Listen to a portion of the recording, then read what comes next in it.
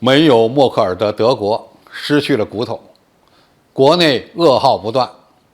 却向日本派战机，向台湾派议员，这是什么瞎操作？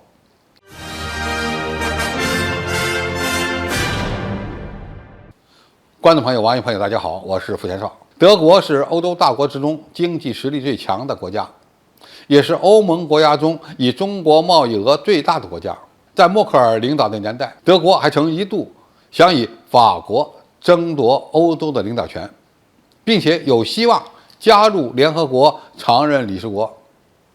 然而，仅仅几个月之后，德国总理舒尔茨仅仅在默克尔卸任几个月之后，新任的德国总理舒尔茨却将访问亚洲的首站放在了日本，而不是中国，甚至还与日本在反对任何改变南海和东海现状的行为上达成了共识。在与中国的关系变冷之后，随着俄乌冲突的爆发，俄国又同时放弃了与俄罗斯之间的冲突管理和能源交易。近期，德国国内的经济因为能源价格的上涨而出现了严重的困难，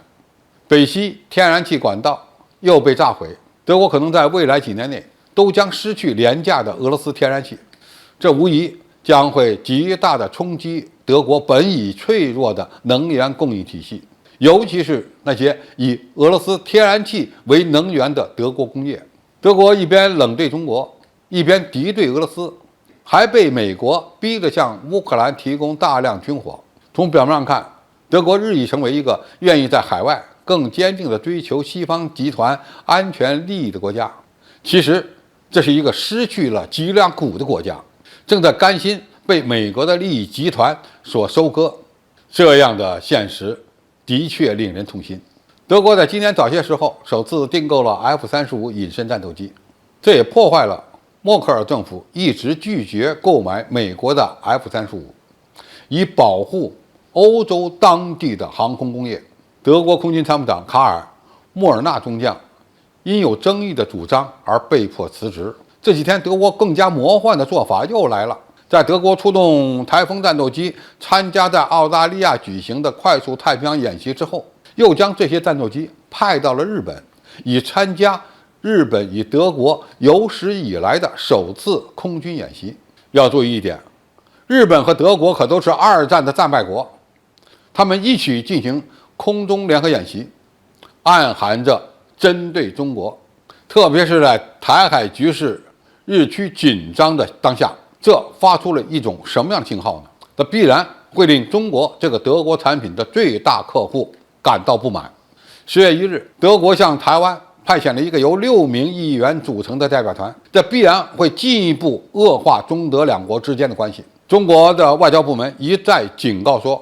这种访问破坏了一个中国的政策，而且此访是在佩洛西窜访台湾地区之后进行的。有德国媒体称，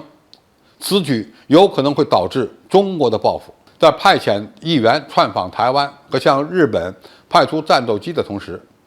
德国国防部长于10月1日对乌克兰进行了一次未经宣布的访问。这位女部长发誓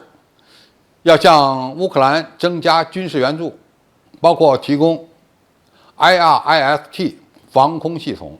该系统将补充已经交付的自行高炮。德国对乌克兰的大规模支持还包括提供 7.43 亿欧元的军事援助，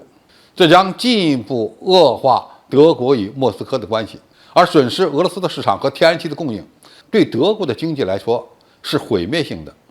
尽管如此，被称为地球酋长的泽连斯基抱怨说，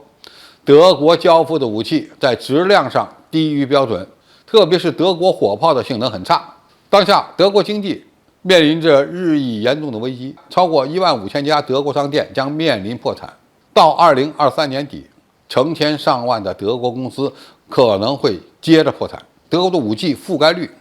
是依赖中国的华为基础设施的，美国还在施加压力，要求其拆除。预计舒尔茨政府比其前任更有可能采取这种立场。总体来说，目前的德国似乎已经走上了一条不归路，其政府变成了美国利益的代言人，把敌对中国与俄罗斯当成其荣耀，根本不管德国国内所面临的噩耗。可以说，